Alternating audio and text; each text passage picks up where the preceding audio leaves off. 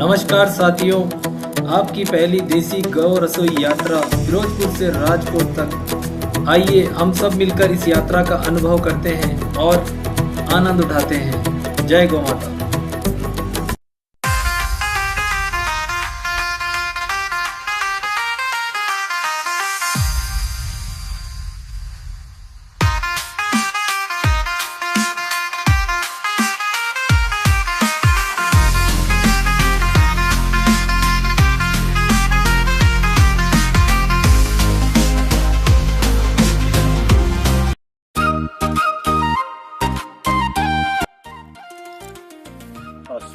नमस्कार। सुबह के 6 बजे हैं। हम लोग पथमेड़ा गौशाला में गौ आरती जो कि सुबह होती है और सुबह एक गौ माता की आरती इस प्रांगण में होती है। ये आप कैमरामैन से रिक्वेस्ट है कि वो थोड़ा सा आसपास का एरिया भी दिखा दें। और जो शाम की आरती है वो हम बड़ा हॉल बाद में कवर करके आपको बताएंगे।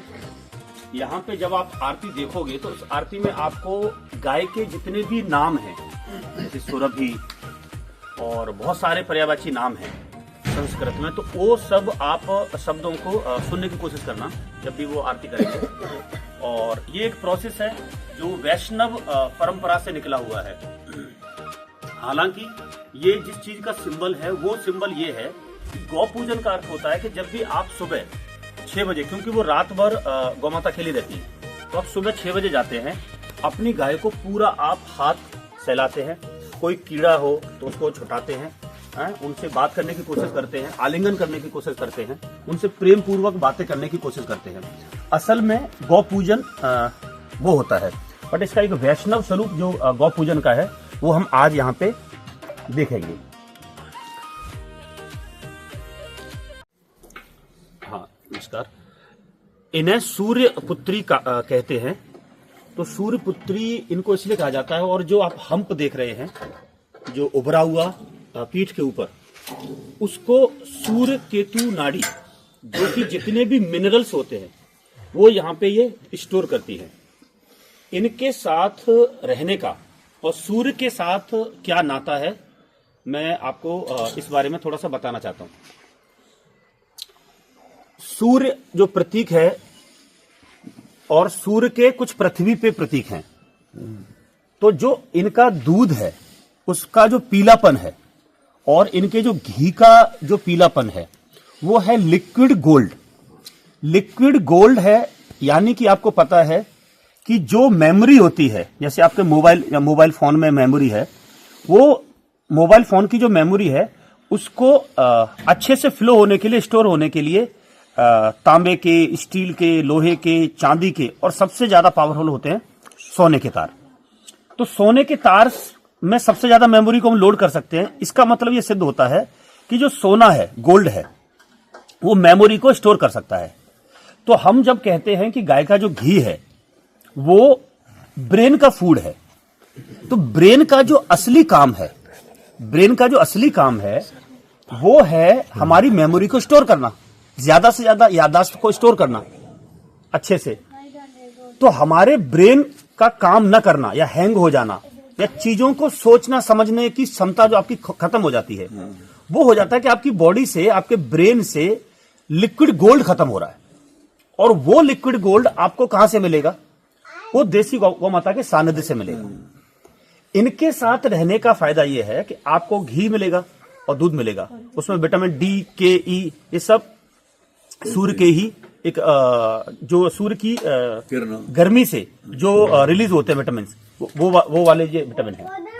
इनके साथ रहने का एक फायदा और है, अगर आप गाय के साथ रहते हो तो गाय का आपका सोना और इनका जागना ये सूर्य के साथ है। ये गोधूली का जो समय है वो सूर्यास्त का है। सूर्यास्त में आए, इन्होंने अपना खाना खाया, पूरे दिन खाना खा के सूर्यास्त पे ये सो जाते हैं। सूरज के साथ सोते हैं ये और सूरज के साथ उठ जाते हैं। इनके साथ जो गौपालक रहता है उसकी भी जो जिंदगी है वो सूर्य के हिसाब से चलना शुरू हो जाती है। और हम जब भी सूर्य के हिसाब से चलना शुरू हो जाते हैं तो हमारा जो क्लॉक है, जो हमारा जो घड़ी है, वो बिल्कुल पैटर्न में आ जाता है और बॉडी हमारे क्लॉक से चलती है। अगर किसी व्यक्ति को परेशान करना है तो आप उसकी क्लॉक चेंज कर दो, यानी कि दिन में सोने के लिए बोलो और रात में जगने के लिए बोलो। तो कुछ दिनों के बाद वो परेशान सा हो जाएगा। सिर्फ उसकी क्लॉक चेंज कर दो, खाने का समय बदल दो, है ना। जो छाछ सुबह अच्छी लगती है ना, फायदेमंद होती है, वही रात को नुकसानदायक होती है। तो यानी कि समय का बहुत बड़ा प्रयोग है। लेकिन शाम को दूध और हम घी खाने के लिए क्यों बोलते हैं? क्योंकि शाम को आपका शीतलता है, और जो दूध है और घी है वो सूर्य का प्रतीक है।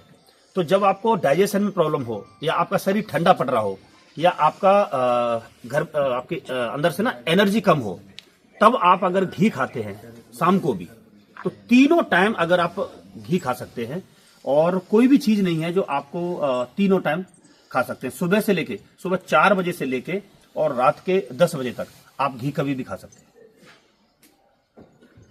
बाकी किसी का कोई सवाल हो तो पूछेगा।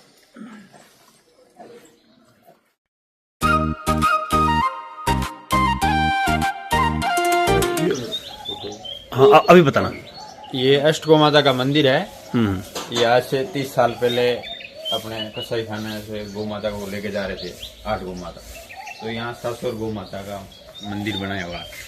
जहाँ से गौ माता छुड़वाई थी वहाँ भी मंदिर बनाया हुआ। और ये 8 गौ माता का यहाँ यादगार में मंदिर बनाया। तो आज 1,60,000 गौ माता, 64 ब्रांच है। परपेटा की 64 ब्रांच है। ये हेड ऑफिस है, इनकी बाकी ब्रांच है। बाकी यहाँ कितनी है? यहाँ 12,500 गौ माता। और सभी मिला हम इनके प्लांट में आए हुए हैं। यहाँ पे क्रीम से घी बनाया जाता है। ये क्रीम को डाल दिया इसमें, उसके बाद ये बटर मिल्क, ये इसमें बटर मिल्क को ऐसे, और ये लस्सी पैकिंग के लिए, ये दही पैकिंग के लिए, और दूध पैकिंग के लिए उधर है। यहाँ का सीन बताता हूँ। यहाँ पे साधु महात्माओं के लिए ये बहुत सारी कुटियाँ बना के रखी हैं। जब उनको एकांत में शांति में महीनों गुजारने होते हैं, तब वो लोग इस सरोवर के चारों ओर ऐसी कुटियाँ बनी हैं। ये वट वृक्ष है, और यहाँ अभी कैमरा या वीडियो में वो जो ऑरा है वो मैं आपको नहीं बता सकता, बट हाँ, आप सीन से काफ़ी कुछ कोशिश करेंगे देखने की, समझने की, तो आप समझ पाएंगे कि बेहद ही शांत और बहुत ही पॉजिटिव सकारात्मक माहौल है। अब मैं आपको गौ माता कांकरेज का जो चितवन है वो देखो। उनको पता लग गया कि कोई कैमरे से फोटो खींच रहा है।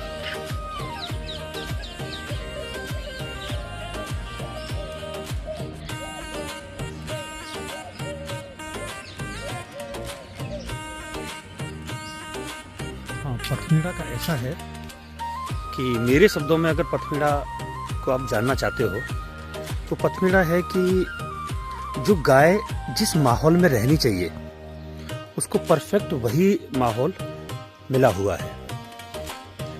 और यहाँ का शांति, सबसे खास बात है यहाँ का ये रेत है ना, इसी रेत पे हम लोग भी नंगे पैर चल रहे हैं। और ये इनका जो अलर्ट मोड है वो आप देखिए। इनको सबसे ज़्यादा स्वामी भक्त गाय कहा जाता है। वो बहुत जल्दी हरकत में आ जाती है। ये देखिए, ये देखिए, एक अद्भुत दृश्य कांकरेज का। और खतरे, उनको खतरा महसूस होगा। हाँ, इनका जो गौपालक होता है, अगर आपने उसको छूने की भी कोशिश करी, वो सारी की सारी एक साथ अटैक करती है। इनको बहुत अच्छी स्वामी भक्त गाय कहा जाता है।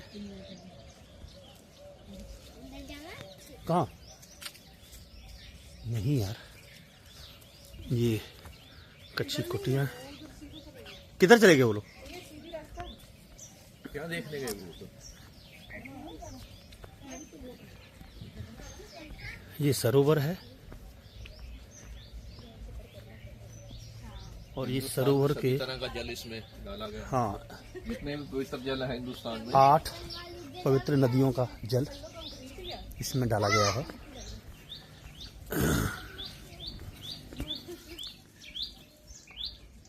बाहर खड़े।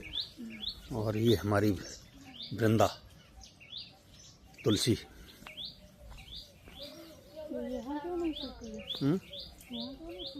नहीं सूखती। इधर तो देखो। हाँ, एक बहुत ही अगर चिड़ियों की आवाज़ अगर आप सुन पा रहे हो, मैं इसलिए बोलना पसंद नहीं कर रहा हूँ कि मुझे लगता है मेरी आवाज़ इस वीडियो को डिस्टर्ब ही करेगी। ये येलो बलगरिस है बांस। इसकी खास बात होती है ये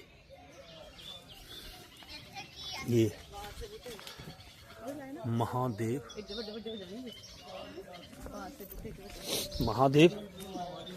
शिव का मंदिर है ये। और पाजी सुनो इधर सुनो ये सुनो इधर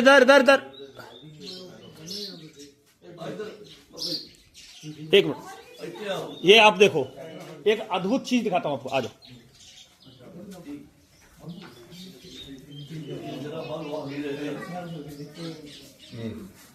ये है, जब भी बातचीत नहीं करता, जब भी मैं बात करता हूं कि शिव का कोई मंदिर होगा तो बाहर नंदी जरूर होंगे। ये है नंदी के प्रतीक। और ये शिव को हमेशा देखते हुए होंगे नंदी, या शिव को बाहर या बाहर देखते हुए होंगे। यहां पे एक चीज और आपको दिख रही होगी, ये है कछुआ। ये समुद्र मंथन की एक स्टोरी है, इसलिए नंदी और कछुआ ये बहुत ही पवित्र संगम है।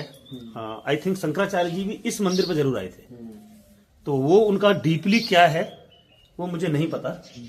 ये महादेव है और ये शिवलिंग है पारे वाले। हाँ, ये अद्भुत संगम माना जाता है कछुआ और नंदी का। तो नंदी जब हम देखते हैं तो लगता है कि हाँ, शिव के आगे हम नंदी देख रहे हैं। यही नंदी जब हमें कोई बाहर मिल रहा है तो उसके वैल्यू नहीं करते। यहाँ पे जितने भी हिंदू सनातनी हैं वो सर फोड़ देते हैं इसकी पूजा करने के लिए। ये पत्थर है, ये जिंदा है और कलयुग में साक्षात आपको वरदान देने के लिए तैयार है। बट इनको बाहर आप न छूने के लिए तैयार हो, न पालने के लिए तैयार हो। हम लोग अभी आरती से आए हैं और एक गायों के दर्शन मैं आपको करा देता हूँ। ये गाय है पूरी। इधर से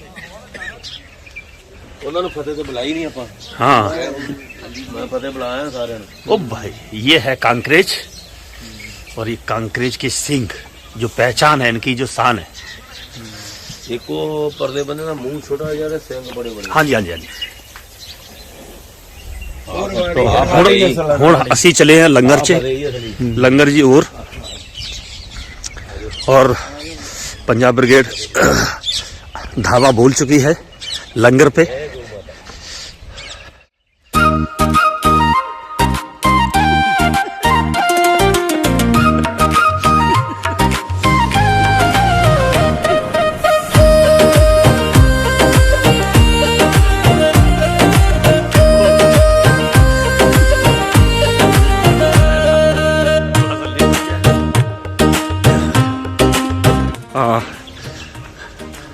रसोई को आदेश दे दिया कि दूध चाहिए लाल। ये पेड़ बोल रहे हो? हाँ, खिचड़ी। ये अभी इस आग से अग्नि उन्होंने लिया है और अग्नि के बाद उन्होंने परिक्रमा देना शुरू किया है।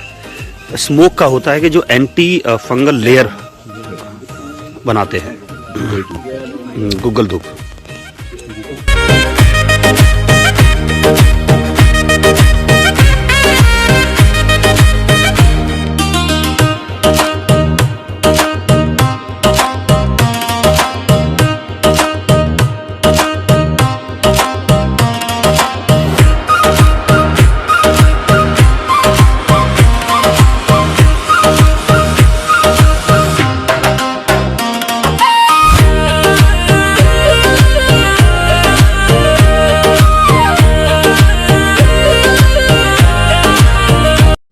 यात्रा अभी बाकी है, ये तो सिर्फ पार्ट 1 है।